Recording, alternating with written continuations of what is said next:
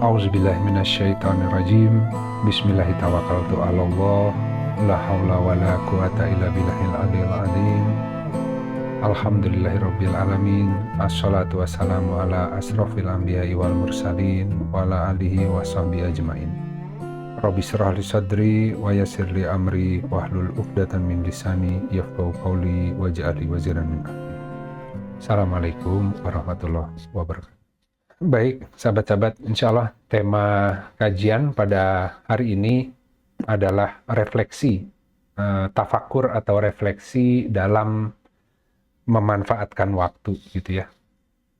Dalam mensyukuri waktu yang ada hari ini, gitu. Nah, kita buka dengan sebuah kalimat dari Al-Hikam, kitabnya Ibnu Athaillah. Salah satu tanda kematian hati adalah ketiadaan rasa sedih pada dirimu atas perbuatan taat yang luput, dan ketiadaan rasa sesal atas ketergelinciran yang dilakukan. Jadi setiap hari itu, bahkan setiap detik, manusia itu kadang-kadang bisa taat, bisa tergelincir, sahabat-sahabat. Tidak ada yang boleh terlalu pede ya bahwa dia akan selamat, gitu. Kecuali orang-orang yang al-mukhlasin ya. Jadi orang-orang yang Allah ikhlaskan, Allah rubah dia sehingga menjadi ikhlas, gitu. Nah, karena semua orang, bahkan orang beriman pun masih bisa tersentuh oleh syaitan, kecuali yang sudah ikhlas, gitu. Nah, ikhlas itu bukan, ya, itu rahasia Allah yang hanya Allah berikan kepada hamba-hamba yang dicintai. Jadi ikhlas itu pemberian kepada orang-orang yang Allah cintai. Agar Allah cintai, maka kaidahnya kalau di Al-Quran adalah ikuti Rasulullah. Ya. Jika engkau hendak dicintai oleh Allah, maka ikutilah aku, gitu kan ya. Ya, dari tentu mengikuti sunnah nabinya, tapi bukan hanya sunnah yang lahiriah, khususnya sunnah-sunnah yang batiniah juga, gitu. Jadi berapa tawakalnya, berapa sabarnya, berapa pemaafnya, begitu ya. Semua hal itu harus kita berupaya mencontoh, gitu, semampu yang kita bisa. Nah, jadi setiap saat itu manusia saat ini taat, nanti setelah kajian tergelincir lagi, gitu. Nah, tapi kalau orang yang hatinya hidup, dia akan bisa tahu ketika ada ketergelinciran, gitu. Karena kan kadang-kadang ibadah itu mudah, kadang-kadang ibadah itu jadi berat, gitu. Nah, kalau ketika ibadah jadi berat, ngaji jadi berat, sholat jadi berat, kemudian timbul kekhawatiran di hati, itu artinya sedang ada ketergelinciran. Ya, ada sesuatu yang mungkin kita lakukan yang salah, Allah tidak berkenan, kemudian si hatinya itu memberitahu, gitu, dengan cara dia tenang atau bergoncang. Tapi yang repot di sini kan, kalau hatinya sudah mati, dia nggak peka terhadap perubahan hati itu. Dia melakukan hal apapun, ya hatinya ya tidak tahu apakah itu benar atau salah, gitu, karena nggak ada indikator, ya, gitu. Nah, kita lihat beberapa surat di Al-Quran, ya. Yang ini terkait seruan untuk berpikir sebelum menetapkan sesuatu. Auzubillahiminasyaitonirrajim. Bismillahirrahmanirrahim. Jadi ada 3 surat sebagai pembuka. Yang pertama Al-Baqarah ayat 117. Allah pencipta langit dan bumi. Apabila dia hendak menetapkan sesuatu, dia hanya berkata kepadanya, jadilah. Maka jadilah sesuatu itu, gitu ya. Kita lanjut dulu lihat ayatnya, nanti kita akan coba cari maknanya ya, 3 rangkaian ayat ini. Kemudian di Quran surat Ar-Rod, ayat 39, ya, Quran surat 13, Allah menghapus dan menetapkan apa yang dia kehendaki di sisinya terdapat Umul Kitab, ya, atau Lauh Mahfuz, ya. Nah, kemudian yang terakhir, Quran Surat Al-Mudathir, ayat 18 sampai 20. Sesungguhnya dia, ya, manusia, telah memikirkan dan menetapkan apa yang ditetapkannya. Maka binasalah dia, bagaimanakah dia menetapkan? Kemudian binasalah dia, bagaimana dia menetapkan. Jadi manusia itu berpikir kemudian menetapkan sesuatu, ya. Tapi kan berpikirnya dengan menggunakan akalnya yang terbatas, gitu. Ya, manusia sering punya definisi tentang yang baik dan buruk, gitu. Padahal yang baik dan buruk itu Allah sudah jelaskan di Al-Quran. Nah, jadi kadang pertimbangan manusia itu ada kalanya sesuai dengan tuntunan, ada kalanya tidak sesuai dengan tuntunan. Dia merasa itu benar, gitu. Dia merasa itu baik, ya. Ternyata itu bagian dari ajakan hawa nafsunya, gitu, ya. Karena sudah saking yakinnya dengan sebuah prinsip itu pun nggak dicek ulang, ya, dengan kaidah yang Allah ajarkan, gitu. Jadi manusia itu sering membuat norma-norma dalam kehidupan yang tidak sesuai dengan Al-Quran. Makanya ada kaidah dikatakan bahwa hukum adat istiadat atau kebiasaan dalam sebuah wilayah itu bisa dijadikan norma selama dia tidak menyelisihi hukum akal. Jadi banyak bentuk kebudayaan, ya, yang dijadikan norma, falsafah untuk orang-orang dulu, tapi ada yang nggak sesuai dengan logika, gitu, ya. Nah, maka dia boleh jadi norma selama dia tidak menyelisihi akal logika. Dan kemudian hukum-hukum akal atau logika yang mampu difikirkan oleh manusia terkait kaidah atau norma baik buruk itu juga berlaku selama tidak menyelisihi hukum Allah. Jadi urutannya itu kita harus pastikan apa yang diyakini oleh masyarakat hari ini, baik hasil pemikiran ataupun hasil dari kebudayaan, apakah menyelisihi Al-Quran atau enggak. Kalau enggak, berarti itu baik, gitu. Bisa jadi itu kan bentuk pemahaman Al-Quran dari generasi sebelumnya yang kemudian dijadikan sebuah pegangan hidup, ya, di masyarakat yang akhirnya menjadi budaya atau kultur masyarakat setempat.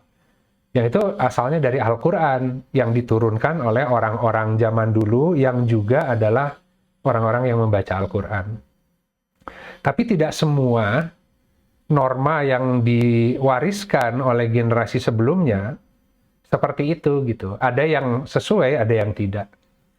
Nah, ketika kita mengikuti sebagian besar dari keyakinan manusia tanpa mengecek, nah kadang-kadang kita ditimpa sesuatu karena menggunakan hukum yang salah, gitu. Nah, di sini dikatakan bahwa Allah itu jika ingin menetapkan sesuatu hanya berkata jadilah maka jadi. Jadi kalau manusia betul dia, misalkan ya contoh, jika manusia benar dia dalam bertawakal, maka Allah pasti akan cukupi semua kebutuhannya, gitu. Tapi tawakal kan dia bekerja saja sesuai yang dia dimampukan, nggak boleh melewati batas, ya, mengerjakan sesuatu yang nggak dimampukan, mengambil jalan-jalan yang nggak dipahami karena ada peluang perbaikan hidup di situ, misalkan, ya. Tapi tawakal itu kan kamu bergerak sesuai yang Allah kasih. Jangan bergerak di luar kemampuan, tapi sisanya harus tadi serahkan ke Allah, gitu, ya, yang mencukupi kekurangannya. Kalau benar dia melakukan itu, Allah sudah menetapkan di dalam janjinya, kalau tawakal pasti Allah kasih, kekurangannya ditambah.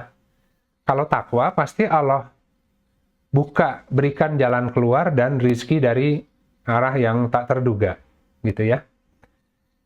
Jika penduduk negeri beriman dan bertakwa, Allah buka berkah langit dan buminya, gitu. Rizkinya akan didatangkan dengan mudah.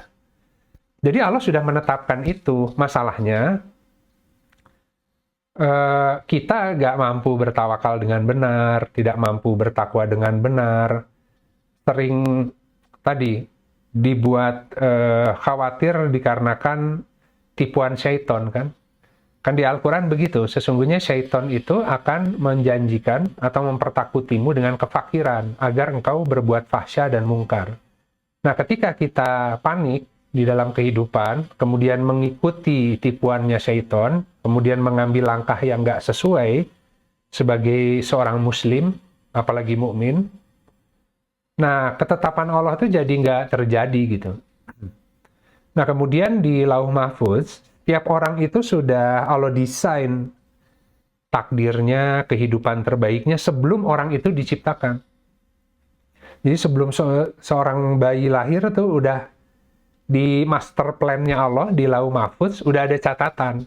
Ini track terbaiknya gitu. Ya, Allah sudah menetapkan itu. Tapi dia kemudian ketika lahir menetapkan, mengambil keputusan dalam bertindak tidak sesuai pengajaran Allah, sehingga master plan yang sudah Allah siapkan, rute terbaik buat orang itu tidak terrealisasi. Makanya dikatakan dia berpikir kemudian menetapkan gitu ya, tapi tidak dengan pengajaran Allah gitu. Nah, kalau saja dia berpikir, merenungi, bertafakur tentang takdirnya, tentang semua yang dialami, kenapa aku begini, pasti ada maksudnya Allah, dia baca itu semua. Kemudian dia menetapkan di dalam beramal sesuai apa-apa yang Allah aturkan ya, kemudahannya. Nah, itu master plan-nya justru bisa terrealisasi sesuai apa yang telah Allah tuliskan. Gitu. Nah, jadi kita harus refleksi kalau kehidupan hari ini itu banyak kesulitan, banyak keterjatuhan, banyak kesempitan, segala sesuatu itu ya susah lah begitu ya. Nah, kita harus lihat, jadi selama ini kita memanfaatkan waktu itu untuk mengerjakan hal apa saja. Apakah itu sesuai dengan kesempatan dan kemampuan yang Allah kasih, atau kadang-kadang dia melebihi batas itu gitu. Nah, kita lanjut dulu. Nah, ini ada hadis ya yang cukup panjang. Mungkin ini lebih jelas ya. Jadi ini para sahabat Rasulullah itu dulu tuh semuanya sama, ditimpa oleh kekhawatiran bahwa di dalam dirinya masih ada kemunafikan, gitu ya. Jadi semua ditimpa oleh nifak, potensi kemunafikan di dalam diri. Ini para sahabat ya. Nah, kita coba lihat dan pahami dari Hanzalah Al-Usaidi. Ini adalah salah seorang juru tulis Rasulullah Shallallahu Alaihi Wasallam. Kemudian dia berkata, saya pernah berjumpa dengan Abu Bakar, dan ia berkata kepada saya, bagaimanakah keadaanmu, ya Hanzalah, gitu ya. Kemudian saya atau Hanzalah menjawab, Hanzalah telah menjadi orang yang munafik, katanya. Kemudian Abu Bakar terperanjat, seraya berkata, Subhanallah, apa maksud ucapanmu tadi, hai Hanzalah? Kemudian saya menjawab, kata Hanzalah, ketahuilah olehmu, wahai Abu Bakar, ketika kami berada di sisi Rasulullah, beliau sering mengingatkan kami tentang siksa neraka dan nikmat surga, sehingga seolah-olah kami melihatnya dengan mata kepala kami sendiri. Akan tetapi, ketika kami keluar dari sisi Rasulullah, maka kami tersibukkan dengan istri-istri dan anak-anak, serta pekerjaan, sehingga membuat kami lupa banyak hal. Kemudian Abu Bakar berkata, demi Allah, kami juga sering berbuat seperti itu, wahai Hanzalah. Kemudian saya dan Abu Bakar pergi menuju ke rumah Rasulullah Shallallahu Alaihi Wasallam. Sesampainya di sana, aku berkata, kata Hanzalah, ya Rasulullah, Hanzalah telah menjadi munafik. Kemudian Rasulullah Shallallahu Alaihi Wasallam bertanya, apa maksudmu, wahai Hanzalah? Kemudian saya meneruskan ucapan saya, "Ya Rasulullah, ketika saya berada di sisi engkau, kemudian engkau menerangkan kepada saya tentang siksa neraka dan nikmat surga, seolah-olah saya melihatnya dengan mata kepala saya sendiri. Akan tetapi ketika kami keluar dari sisi engkau, maka kami tersibukkan dengan istri-istri dan anak-anak serta pekerjaan, sehingga membuat kami lupa banyak hal."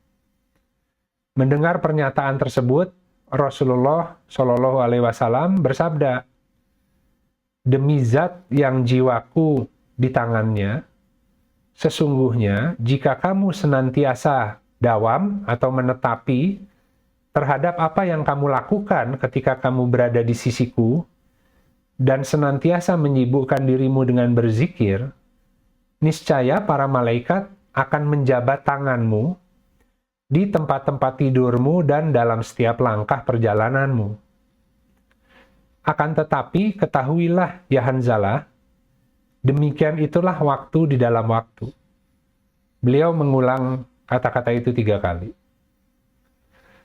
Nah, jadi kita lihat di beberapa tafsir tentang kalimat waktu di dalam waktu yang dimaksud. Yang pertama, bahwa untuk bisa tadi ya, tidak lalai dengan keadaan, dengan kehidupan, ya. Jadi itu adalah sebuah keadaan hati yang dibangun secara bertahap, waktu demi waktu. Jadi manusia nggak mampu langsung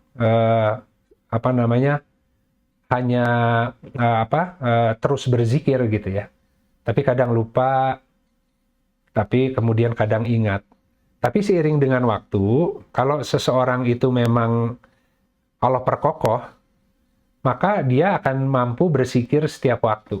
Jadi dalam keadaan apapun akan terus-menerus dalam keadaan zikir. Mau bersama keluarga, mau sedang sendirian, mau sedang senang, mau sedang susah, dan itu butuh waktu. Nah, tafsir yang kedua, yaitu ada saatnya harus begini dan saatnya harus begitu. Jadi antara tajrid dan asbab. Jadi Islam adalah agama pertengahan atau wasaton. Dia adalah urusannya itu mengelola urusan dunia dan akhirat. Ya, urusan dunia demi akhirat. Jadi orang yang beragama tidak boleh meninggalkan dunia gitu. Seakan-akan zuhud, meninggalkan semua dunia, tidak bertanggung jawab dan hanya fokus untuk ibadah. Tapi dunia itu sarana untuk ibadah gitu. Jadi mengelola dunia itu sama dengan mengelola akhirat sebenarnya, tidak ada perbedaan. Justru dunia yang Allah hadirkan hari ini itu sarana untuk berzikir gitu, bukan sarana untuk lalai. Kalau dikasih harta, dikasih keluarga, dikasih musibah, itu semua sebenarnya sarana untuk berzikir. Kalau dikasih harta harus berpikir kan, ya Allah, alhamdulillah, bayar zakatnya, bayar infaknya, keluarkan infaknya. Kemudian kalau masih ada sisa banyak, dia harus bertanya ke Allah, nih engkau memberikan aku kelapangan untuk apa gitu. Mohon diajari. Itu kan jadi zikir ke Allah dengan harta. Tapi kalau orang lalai, dia menganggap, wah ini hartaku kok terserah, aku mau belanjanya apa gitu kan ya.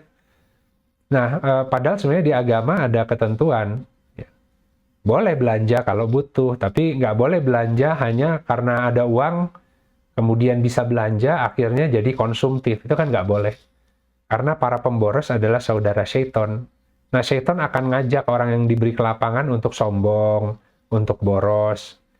Nah, tapi kalau agama, itu akan mengajari cara untuk menyikapi ketika diberi kondisi lapang, ataupun sebaliknya. Nah, jadi mengelola urusan keluarga itu bagian dari mengelola urusan akhirat sebenarnya kan. Kan Allah mengamanahi kalau seorang laki-laki diberi istri, diberi anak, diberi tanggung jawab untuk menafkahi, gitu kan ya. Nah, kalau diberi tanggung jawab untuk menafkahi, dia harus membangun ketaatan ke Allah agar rezekinya dibuka. Ya, kalau sekarang kan rata-rata ketaatan nggak dibangun, tapi si orang itu bekerja ekstra keras untuk bisa menghidupi tanggungannya, ya bisnis sana, bisnis sini gitu ya, banyak objekannya, tapi lalai dengan agama gitu. Seakan-akan Allah nggak ngasih rizki kalau nitipin anak dan istri. Kan kalau dititipin jiwa yang lain tuh, Allah kasih paket rizkinya sebenarnya. Dikasih istri, ya pasti Allah kasih rizkinya untuk istri gitu. Dikasih anak, pasti Allah kasih ke orang tuanya rizki untuk anaknya gitu. Ya Allah yang nitipin jiwa itu, tolong dijaga dengan baik, dibangun format agar menjadi sarana ketakwaan dalam bentuk keluarga gitu kan ya. Jadi itu urusan akhirat sebenarnya. Karena nanti kan kita diminta pertanggungjawaban tentang istri dan anak-anak. Nah, kemudian juga Rasulullah itu biasa membagi waktu itu 3 bagian katanya. Sepertiga bagian untuk Allah, sepertiga bagian untuk umat, dan sepertiga bagian untuk keluarga. Jadi memang kita harus adil di dalam mengelola urusan kehidupan. Jadi kalau Rasulullah, Allah memberikan yang sepertiga bagian untuk Allah itu diberikan kembali oleh Allah dan dikatakan ini untuk umatmu aja gitu. Jadi 2/3 untuk umat, 1/3 untuk keluarga. Jadi Rasulullah itu hidupnya itu ya tadi berjihad di jalan Allah dengan mengurusi umat gitu. Ya, jadi bagiannya Allah itu dalam mengurusi umat gitu. Karena mengurusi umat itu sebagai wakil Allah gitu. Dan itu jika dilakukan dengan ikhlas, itu sebenarnya untuk Allah gitu kan. Nah itu kaidah ya. Nah kemudian kita lanjut terkait dengan bahwa setiap orang harus mempersiapkan hari esok dengan beramal soleh. Jadi tadi kita harus melakukan refleksi agar waktu yang kita manfaatkan hari ini itu nggak rugi gitu. Karena manusia itu urusannya banyak di bumi ini gitu ya. Tapi seringkali urusan yang banyak 100% nggak ada satupun yang amal soleh. Gitu. Harusnya kalau benar 100% amal soleh. Manusia tidak bergerak kecuali semuanya jadi amal soleh. Tadi mengelola keluarga, mengelola kehidupan, mengelola masyarakat, itu dalam rangka amal soleh sebenarnya. Ya kan manusia sering memisah-misah gitu. Nah, kita lihat di Quran Surat Al-Hasyr ayat 18. Wahai orang-orang yang beriman, bertakwalah kepada Allah dan hendaklah setiap orang memperhatikan apa yang telah diperbuatnya untuk hari esok. Bertakwalah kepada Allah, sesungguhnya Allah maha teliti terhadap apa yang kamu kerjakan. Kemudian di Al-Azab ayat 36, tidaklah pantas bagi seorang mukmin atau mukminat ya, apabila Allah dan Rasul-Nya telah menetapkan sebuah ketentuan, akan ada pilihan yang lain bagi mereka tentang urusan mereka. Siapa yang mendurhakai Allah dan Rasul-Nya, sungguh dia telah tersesat dengan kesesatan yang nyata. Jadi kalau seorang mukmin atau mukminat, dia menetapkan segala sesuatu, pasti cek dulu kitabullah. Semua yang diyakini masyarakat, ya itu dia akan cek boleh atau tidak. Ketika dia ditimpa oleh kondisi darurat, ditimpa kepanikan, mau berbuat sesuatu karena emergensi lah begitu ya, dia harus cek dulu. Jangan-jangan ini jebakan setan, membuat was-was, takut, datang keadaan yang mendesak, tiba-tiba kita terpleset mengambil jalan pintas. Padahal itu Allah nguji. Kalau dikasih jalan yang tiba-tiba datang kesulitan, kalau tawakal pasti ada jalan keluar. Kalau takwa pasti ada jalan keluar gitu. Tapi karena termakan oleh dipertakuti setan, dia alih-alih mengambil tawakal dan takwa menjadi cara bergerak, ya dia mengikuti kebanyakan orang ya sesuai kebutuhan. Ya karena hari ini begitu, ya udah ambil dulu aja gimana nanti gitu kan ya. Nah itu alam setan paling senang tuh, ketika manusia sedang takut, diiming-imingi persoalan, tiba-tiba dibukakan jalan pintas gitu ya. Nah, jadi kalau seorang mukmin, mukminat nggak akan begitu gitu. Dan juga kalau seorang mukmin dan mukminat, ketika kan sebenarnya semua urusan tuh Allah yang atur. Ya, apa yang menimpa setiap orang itu atas izin Allah. Jadi setiap orang takdir berbeda. Hari ini ada yang takdirnya lagi susah, ada yang takdirnya lagi mudah, ya. Ada yang takdirnya mungkin ya itu tadi flat lah gitu ya. Susah enggak, mudah enggak gitu ya. Standar lah begitu. Nah, di antara tiga hal itu, ya, itu harus dia baca gitu. Kalau dengan takdir banyak diberi kesulitan, cara untuk menyikapi yang terbaik seperti apa? Ya, kalau dia menyikapi dengan cara yang terbaik, dengan bersabar, dengan bertawakal, ya, apalagi kalau mampu bersyukur ya, dengan kesulitan hari ini masih banyak hal yang bisa disyukuri, maka pasti Allah akan tadi buka jalan keluar kan, gitu.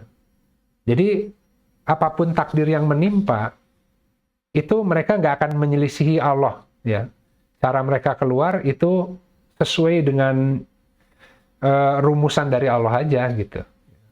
Jadi kalau seorang mukmin dan mukminat masih mengambil atau menetapkan sebuah tadi ya tindakan nggak sesuai ya dengan apa yang sudah Allah tetapkan, ya pasti hidupnya akan susah. Terakhir, terkait muhasabah diri atau refleksi setelah selesai beramal. Jadi kita dalam keadaan hari ini, kalau yang mungkin keadaannya terus diberi kelapangan, diberi kemudahan, ditambah ilmu, ditambah keimanan, berarti ada hal yang benar yang dia lakukan. Meskipun pasti juga ada kesalahan gitu ya. Nggak ada yang 100% benar gitu. Kalau betul-betul dia 100% benar, udah akan lain tuh si perkembangan dirinya, perkembangan jiwanya akan lain. Nah, ada juga orang-orang yang sudah banyak beramal, tapi kok kehidupannya gitu-gitu aja gitu. Nah, itu kenapa kita harus muhasabah diri setiap selesai beramal. Jadi harus refleksi gitu. Hanya khawatir dari apa yang kita lakukan, tadi ada amal yang Allah kurang ridho gitu.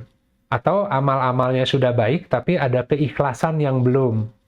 Ya, jadi kadang-kadang masih tercampur oleh ria, oleh ujub, merasa diri lebih baik, ingin dilihat oleh orang lain. Amalnya udah bagus-bagus, tapi di dalam itu tidak semata-mata diperuntukkan untuk Allah. Atau melakukan amal-amal bagus, tapi ternyata ada motif lain, sama nggak ikhlas. Ya, mengharapkan ganjaran dari makhluk, kan? Dia bisa macam-macam. Nah, itu yang harus kita terus muhasabah setiap hari ini tuh amal yang kita lakukan harus dilakukan refleksinya. Makanya kan kita pernah kaji bahwa malaikat itu turun bergiliran ya, turun naik langit dalam sehari itu 2 kali, di waktu fajar, subuh, dan juga waktu asar. Gitu, mereka membawa catatan amal seorang hamba. Nah, sehingga kalau pagi di waktu sahur, orang bangun malam, mohon ampun di waktu sahur, hingga menunggu waktu fajar, dia berdoa di sana, setelah dia sholat subuh, dia memanjangkan zikirnya, itu orang sedang menunggu, mendownload petunjuk, agar Allah beri inspirasi hari ini, apa yang harus dikerjakan yang terbaik. Karena di antara sekian opsi pilihan, hanya ada satu amal soleh. Gitu. Nah, khawatirnya kita mengambil banyak pilihan, kerjaan, kegiatan hari ini, tapi nggak ada satupun yang terhubung dengan apa yang Allah kehendaki sebagai amal soleh terbaik per hari itu, gitu. Nah, ketika dia kemudian pagi hari itu bergerak sesuai petunjuk yang dia mohon ketika subuh, nanti di waktu asar, dia mulai refleksi, gitu. Jadi sebenarnya kerja itu dari pagi itu sampai waktu asar. Selesai asar, sholat, dia melakukan refleksi. Apakah aku sudah mampu mengerjakan apa yang Allah inspirasikan pagi tadi dengan baik, atau tengah jalan hawa nafsu mengajak untuk merusak amal itu gitu. Nah, dia melakukan refleksi di sore hari waktu asar itu. Nah, kalau setiap hari refleksinya semakin baik, besok akan Allah kasih takdir yang lebih baik gitu. Karena dia bersyukur hari ini, besok takdirnya Allah beri nikmat yang lebih gitu. Semakin baik, semakin baik. Nah, kita lihat ini atsar dari Umar radhiyallahu anhu. Hisablah dirimu semua sebelum nanti dihisab, dan timbanglah dirimu semua sebelum nanti ditimbang. Karena sesungguhnya nanti hisabmu akan lebih cepat atau mudah jika engkau menghisab dirimu sekarang. Dan hiaslah dirimu untuk pertemuan akbar atau besar. Di hari akan ditampakkan semua dari kamu dan tidak ada yang tersembunyi dari Allah. Jadi nanti akan dilihat semua. Ada orang yang sudah banyak beramal, merasa yakin bahwa amalnya menyelamatkannya. Nanti di hari kiamat Allah bawa timbangan. Ya udah, kalau merasa yakin dengan amalnya, kita timbang semuanya dengan timbangan kebenaran. Ternyata di antara amal yang banyak itu nggak ada yang ikhlasnya, kan bisa gitu. Zakat tiap tahun bayar gitu, tapi ingin dimuliakan oleh manusia lain gitu. Bahkan orang sedekah, infak, zakat, inginnya diliput media misalkan ya. Bukan nggak boleh, tapi yang jadi kata kunci, mau dia terang-terangan atau tersembunyi, harus ikhlasnya gitu. Cuman kalau terang-terangan, kadang-kadang lebih sulit ikhlasnya gitu. Kecuali memang dia sudah ikhlas, dia memberi atau berbuat baik dengan terang-terangan, itu sebagai dakwah agar orang lain juga bisa mencontoh gitu ya. Nah, itu mungkin sahabat-sahabat yang kita bisa bahas hari ini. Jadi setiap hari kita harus refleksi agar hari esok itu di dalam memanfaatkan waktu kita bisa lebih baik lagi dan tidak kehilangan peluang gitu ya untuk membangun kehidupan sesuai yang Allah ridhoi gitu. Karena kunci keselamatannya di situ. Baik, alhamdulillah. Terima kasih Bapak Ibu sekalian yang telah hadir hari ini. Semoga ya dengan tadabbur Al-Quran Allah membersihkan semua potensi karat di hati dan hati kita dimudahkan untuk terus ingat gitu ya kepada Allah gitu. Nah, karena tadi kalau hatinya mati, itu nggak langsung tiba-tiba mati. Biasanya hati mati itu karena kita lalai sekian lama, hatinya itu kurang hikmah, lama-lama dia mengeras. Tapi yang repot itu, kita jadi susah melihat tanda-tanda pengajaran, petunjuk dari Allah di dalam kehidupan harian gitu. Jadi semua takdir yang menimpa kita hari ini, itu sebenarnya bentuk sapaan Allah. Ya, kan kemanapun kau menghadap di situ wajah Allah. Nah, tinggal bermunajat dan dialog, ya Allah, saya kenapa ya lagi gundah, mohon diberikan hati yang kokoh, tiba-tiba Allah kasih, gitu. Jadi sebenarnya kita pun nggak mampu kalau bukan karena Allah, gitu. Jadi bukan semua kelemahan diri itu mampu dihadapi karena kitanya kuat, gitu. Tapi karena kita tawakal, karena kita mampunya cuman segini, kalau bukan Allah yang tolong, kita juga nggak mampu. Termasuk ibadah gitu. Tiba-tiba jadi cergas gitu kalau Allah ngasih angin, taufik gitu ya. Nah makanya kalau orang beriman, dia hati-hati dengan kesombongan. Jadi ketika Allah mudahkan ibadah, Allah mudahkan ilmu, tiba-tiba dia menganggap remeh orang lain. Padahal dia dikasih itu bukan karena dia pintar, karena Allah kasih gitu.